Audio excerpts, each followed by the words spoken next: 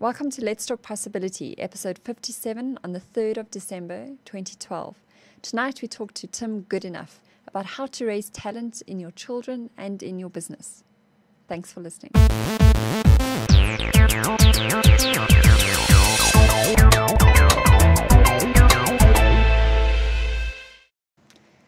Welcome to Let's Talk Possibility, where we explore ideas, challenge thinking, and inspire action. I'm Talana Simpson, and with me is co-host Eric Vermeulen. What are the key dynamics, challenges, and solutions for developing talent, especially the talent of children? We asked Tim Goodenough, who specializes in high performance, both in the corporate world and the world of elite athletes. Tim has just released his second book, called Raising Talent, which covers the what, the how, the when, and the why to developing both the inner game or mindset and the outer game or performance of talent.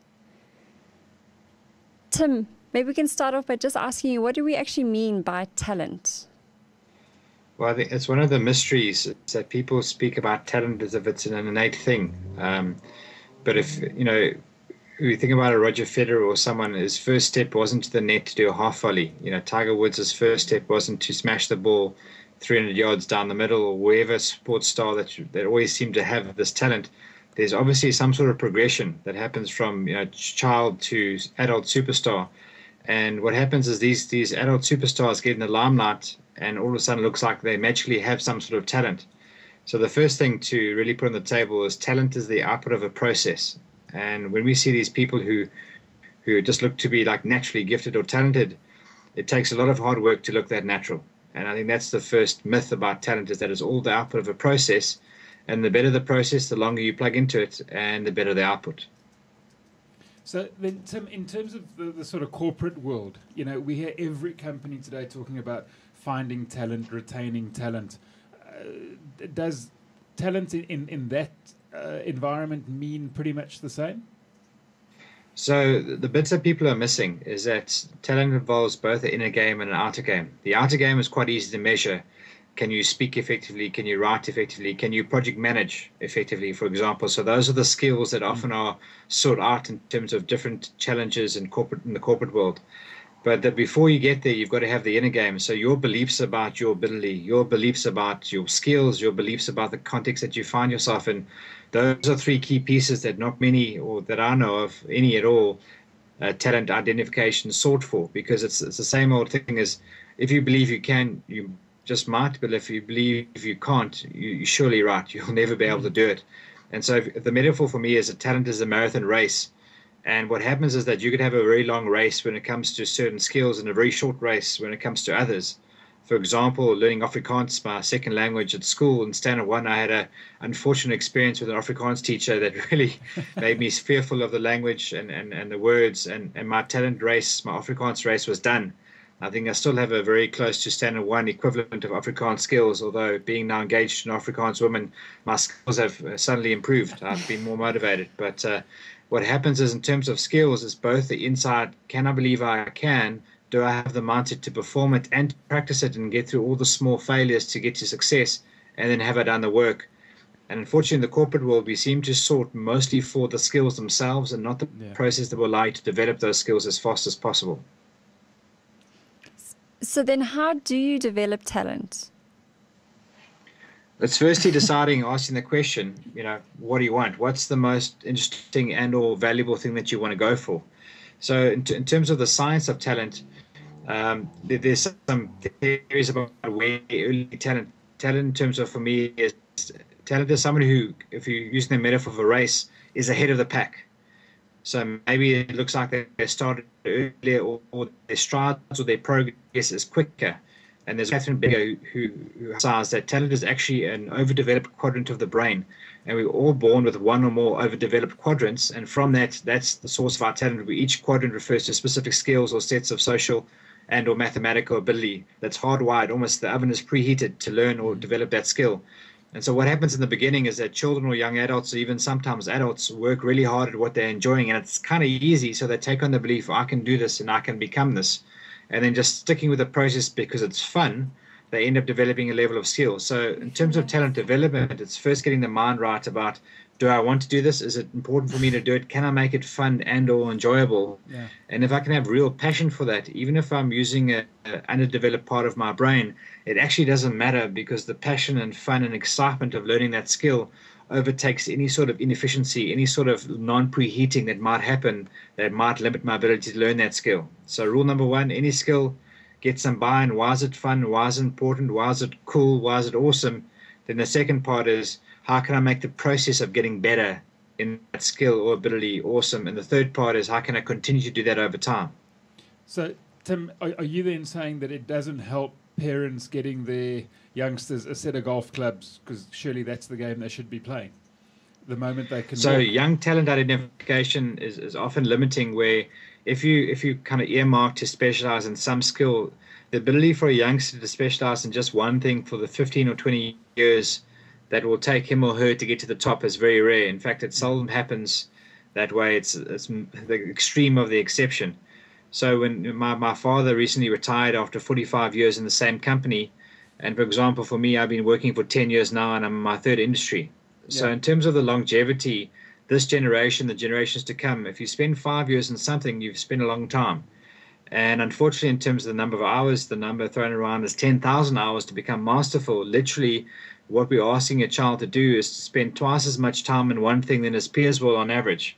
Yeah. So pushing and harassing and demanding when it comes to sporting performance is often limiting. And the counterintuitive thing is to create opportunities, look for what your children are really enjoying, and then really encourage them to be able to perform. And the other missing piece around this is that Tiger Woods, for example, he was watching his dad play golf, and his dad was learning to play golf. In fact, he picked up his first golf club about a year before Tiger was born. Mm-hmm. And so Tiger's dad, not just modeled the love of golf, but he loved, and most importantly, the love of improving in golf. And that's what often fanatical and passionate parents don't model out. They don't role model the enjoyment of getting better at something. They just enjoy the prestige, the excitement of the game. And if you watch them playing, or if you watch those kinds of parents sometimes supporting a team on TV, they often have some unkind things to say about their favorite players if they're making mistakes. Yeah. And then unfortunately, the role model for their children is, yes, we love the game, but don't make mistakes, because even at the highest level, you get into trouble. Sure. No, I think it's very true. And I mean, to what extent, Tim, in the youngsters that you work with in a sporting sphere, do you find the biggest hindrance to actually achieving on the sports field is their parents? So actually, yeah, I've very seldom, and maybe once or twice over the last several years, met a parent that I thought, goodness gracious me, what's going on here? What I find is massively passionate, massively devoted, massively interested parents who just channeling energy in ways that are not useful. Yeah. And so what my job and what Raising Talent was about is trying to give them more education about how talent development actually works, and how sometimes what they're trying to do actually isn't effective, and to give them more options. So for me, the big it's not the parents itself, it's the parents' lack of education. They make assumptions of what might work for their child based on their experiences as a child, or what they intuited from watching TV or reading snippets of interviews. Unless they have the full picture, the chance of them making informed quality decisions goes down. And what I was trying to do is to be able to share the fuller picture. I think we'll never have the full picture, but a fuller picture, so that parents can make a more informed choice of how to love their children in that way, and how to support them in that way. So some simple guidelines, such as, whose dream is it? Is it your parents' dream or your child's dream? Do you love your child, and do you show affection and love for your child even when they make mistakes and get it wrong and even lose? Where one of the real traps that parents often fall into is to praise and celebrate success, and ignore or chastise or shout at losses and failure.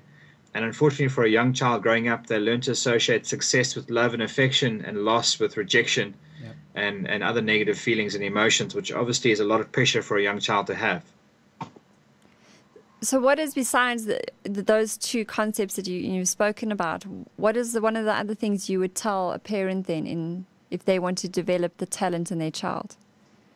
One of the key concepts that Carol Dweck pointed out in her book Mindset was about giving praise for things that have a process rather than just something that's innate. So, for example, if a parent praises their child for being pretty, it's something they have or not have, and it's quite a difficult one where overpraise and those kinds of things might end up with their daughter, or possibly even their son, but more likely their daughter, having a fixation on how they look and how looks are important. So in terms of what Carol pointed out, a Stanford psychologist, is that if you praise things like, instead of saying, wow, you're really good, saying things like, wow, you must have worked really hard. Instead of saying things like, wow, did you win? The question is, how much did you enjoy it? So asking and giving feedback and praise around things that are in your children's control. Did you enjoy it? How hard did you work for it? How much did you try? Creates a much more useful frame for their children, because now they're referencing something that is within their control. And of course, the more they put into that process, the more likely they get to the outcome that will both be beneficial for the child and the parent in terms of their support. So she did a bit of a landmark study where she asked school teachers in New York. They broke up a group of 400 kids in grade 5 or 6, I'll remember in a moment. And half of them were praised for their intelligence. Wow, you must be really smart. And the other half were praised for how hard they worked. And after a series of tests, after the fourth or fifth test, what they found was the kids who were praised for their intelligence, their scores dropped by 30%, and the kids that were praised for their hard work, their scores improved by 20%. So a 50% differential within a day, just based on the quality of the feedback that the teachers gave to the kids after they received test results. But I mean, Tim, particularly in the sports field, and I think kids in sport, there's a lot of emphasis placed on winning versus probably, so winning is taught to kids, when you win, that equals success. And from what I'm hearing you saying now, no, we should shift that around, where success equals a particular process that goes into achieving a particular result. It's a much more healthy and psychologically and emotionally healthy kind of feedback is, did you try your best? Did you give it your all? Did you enjoy it? Or much more useful questions than if you have to ask about results in after that. And how did it go in terms of the scoreboard? And really differentiating between what a child has 100% control over, their effort, their attitude, their experience, versus what happens to him or her on the sports field, which is obviously a combination of many other children playing, and also the circumstances of the game and the random events that often sports involve. So from a parent's point of view, it's more about finding ways to help their children value what's important. And in this case, the more you can value your experience, the enjoyment, the process, counterintuitively, or not counterintuitively, but more usefully, they will end up in longer sustainable results, because if you get those right, the scores start to look after themselves. Yeah, and I mean, along those lines, as you say, I think it's a question of getting kids to understand that winning involves a lot of factors which they don't have control over. And when you then reduce success in the sports field, success in life, to things that you can control, it means that there's a lot more meaning, or the efforts that you make become a lot more meaningful. Absolutely. And of course, and this is a key bit, is you can still feel successful even if you lose. And that's a hell of an important thing at any level, because, sports is a 50-50 game. Even on your best day, it might not be enough to win for whatever reason. And the risk now, if you don't win, you might start to believe you can't be a winner, or you can't actually achieve success. So it's one of those things where it's important to believe you can always succeed, but also realize for any given day, it's about that day, and to not make things deterministic. So if you lose, the question is, so where were they in their process? Where are you in your process? And once you break it down to processes that they were more agile, they were more skillful, they were more better at pressure situations, those are 3 or 4 areas to improve on. And so your child can still believe that they can get there. It's just now they've got more information on how to get there. So it's a bit of a balancing act of holding the belief of possibility whilst being realistic about current ability, and reinforcing that with where you are in the process. I like the word you use there now, accountability. And I want us to just quickly shift focus back into the adult world or the corporate world. How do you spin the same story that you just told us to the sales guy that's just lost the 250,000 Rand deal? So firstly, what is his part of it? So even on your best day as a salesman or saleswoman, it doesn't mean you're going to get the sale. So there's different ratios out there. People talk about sales being a 60-40 split, that you're responsible 60% of what you have to offer and the client is 40, or vice versa. Depends on who you read, depends on the split. But the point is that even on your best day, it might not be enough. And even on your worst day, it might be enough. And so the first thing about the sales guys lost that kind of thing. So what were you responsible for? What was your level of accountability? What was your level of preparation? What was your level of skill? What was your level of process? And what was your level of calibrating where the client was in their process? What is your level of matching? So there's all these variables that can be taken to place to be able to find learning moments or opportunities to grow. And as soon as you find one of those, if you really commit to growing and learning, it's not just knowledge, not just awareness. It's hardly ever that. It's awareness and action. And if you can start to break down losses or even big losses into those learning moments by default, the next time you have a similar situation, you're likely to be better. And that likelihood of being better might be the tipping point between failure and success. Okay. So, Cool. Tim, in terms of the techniques that one could use to improve these skills, I know in the book you talk about the gratitude pattern. Yeah. And maybe for the listeners, you can just elaborate on that for us. So for me, from the field of neurosemantics, what I learned was the power of intention. And in fact, we talk about not just any intention, but a high intention. And this is neurosemantics and metacoaching. Metacoaching is the coaching style of using the neurosemantics framework. And basically what we're saying is that when you become really intentional about something, when you've got a big why, the phrase is you can do anyhow. So the challenge is when it comes to goals and trying to achieve something, it takes a lot of energy and a lot of hard work to do that. And if you don't have some sort of internal source of energy, you're likely to run out. You're likely to fall short or give up, or worse than that, think you could never have done it.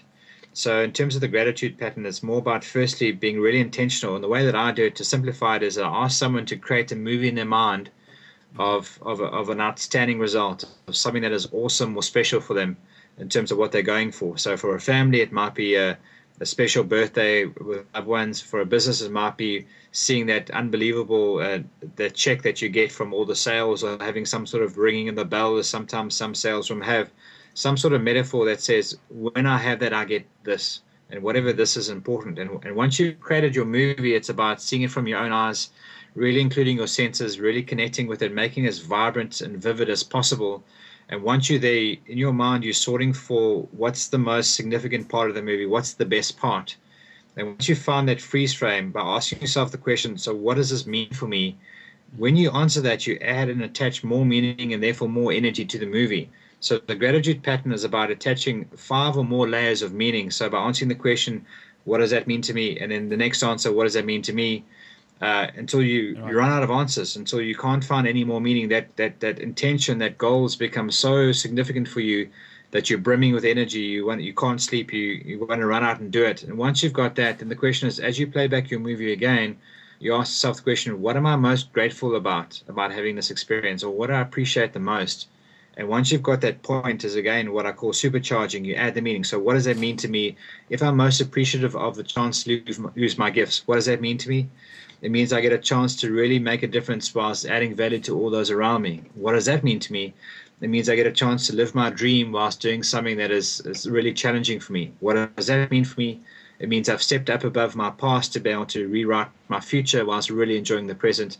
What does that mean to me? And so forth. So it's a very simple technique that has immense power, and it's a way to turn a goal into a vision. And when you add things like gratitude and appreciation, you just take a goal to a vision to the next level. Right. Sure. And then the other thing you speak a lot about, besides just the movie in your mind, is the actual mood. So that's the more the body part, because there's a connection between mind and body. Do you want to just comment a bit about?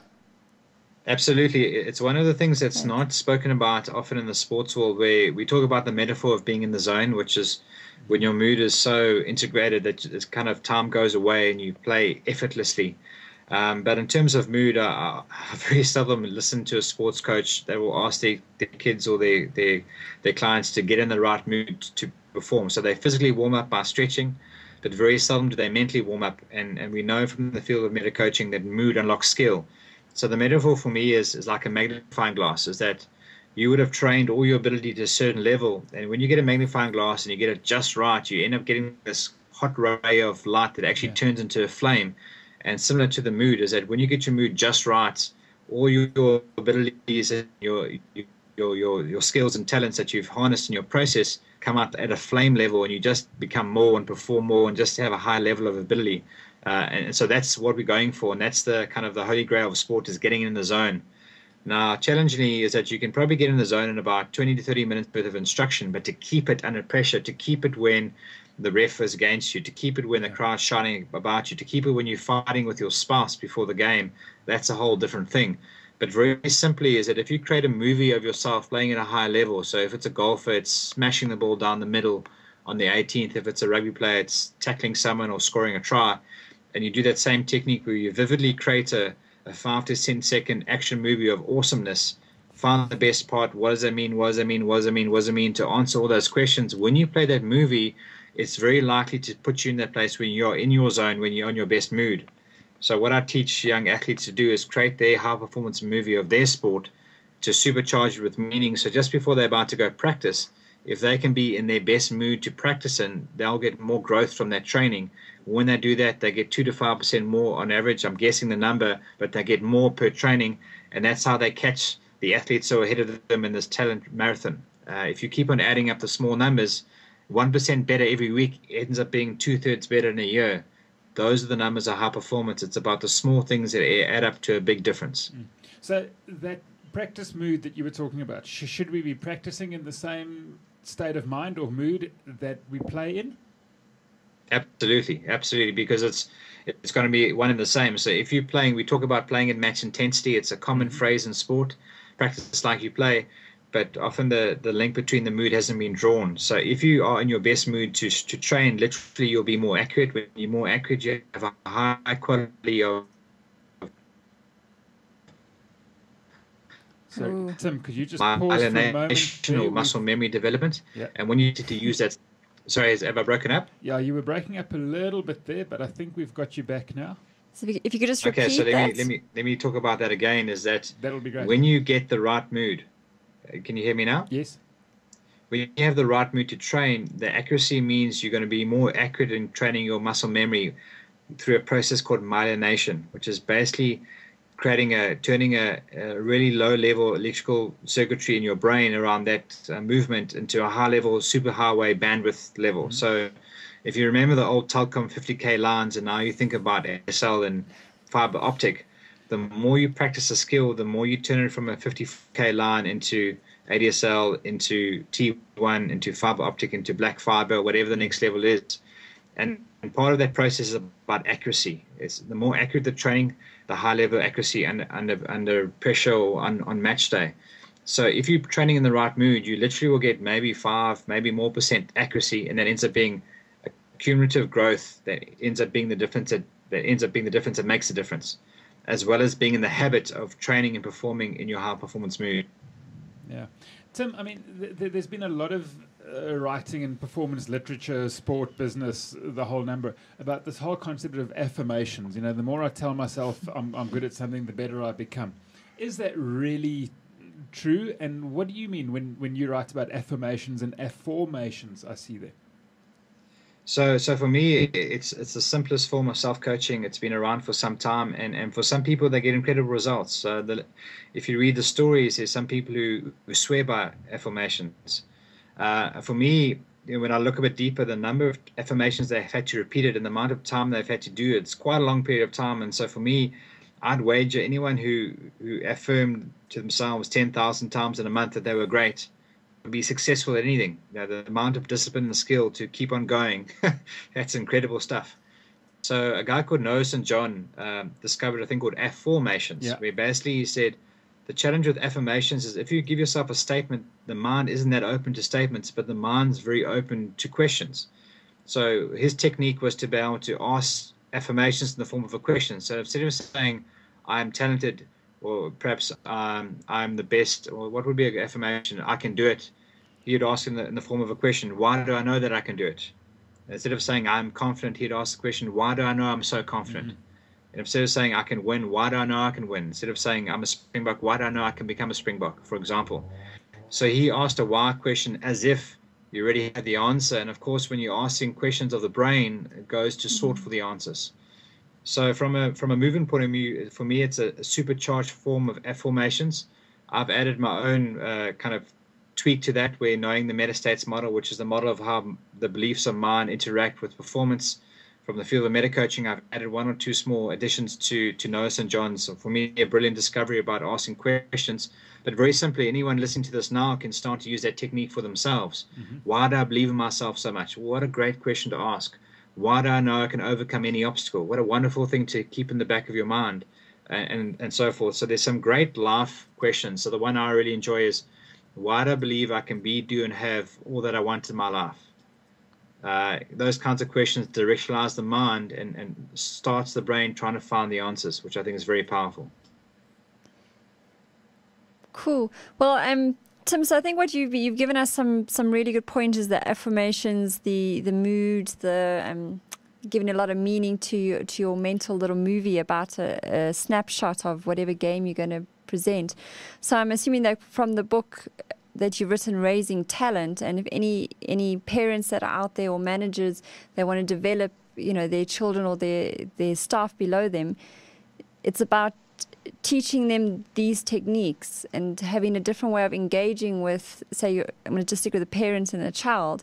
So engaging with a child and asking them the types of questions that would help them create more meaning and make sure that they're in the right mood. In essence, the book is about understanding what is high performance theory, how does talent actually get developed. Once we know that, what are the kinds of conversations and techniques that we can do to facilitate that talent in us, our children, or the people that report to us, and what are the key principles we need to hold on to or hold in our mind to support us developing further from that point. So those are the 3 parts of the book. And for me, the missing piece was around the techniques that turn talent development from circumstantial to something that's always within our control. If you read the guys like Jeff Colvin, Talent is Overrated, Daniel Curl, The Talent Code, Malcolm Gladwell, Outliers, and they talk about how talent is often circumstantial from the situation greats find themselves in. And so my intention with Raising Talent is to make it much less circumstantial, where the circumstances is more about information and relationship, which can be developed through this information, rather than fortuitously being in a place like Bill Gates, where they had one of the few supercomputers at a school level. And Tim, if people want to find out more, where can they get hold of the book? So there's the books available on kalahari.com. Also, I have a blog called raisingtalentthebook.com. And on that is there's a link to the Kalahari, the paperback version of the book, as well as a copy of a link to an ebook version of Raising Talent. So wherever you are in the world, if you're intrigued enough to find out more, and I hope you are, you can link to the ebook and download it within seconds and be reading in a matter of minutes. Great. And you can also find out more about Tim Goodenough on his profile on our website, which is ltp.letstalknetwork.tv. And we'd love to hear your views on how you think we can help raise talent. And if you've tried out any of Tim's techniques, do let us know about them on our Facebook page or tweet us on LT Possibility. But until then, from me, Talana Simpson, and all of us here on Let's Talk Possibility, have a great week and go and explore the possibilities.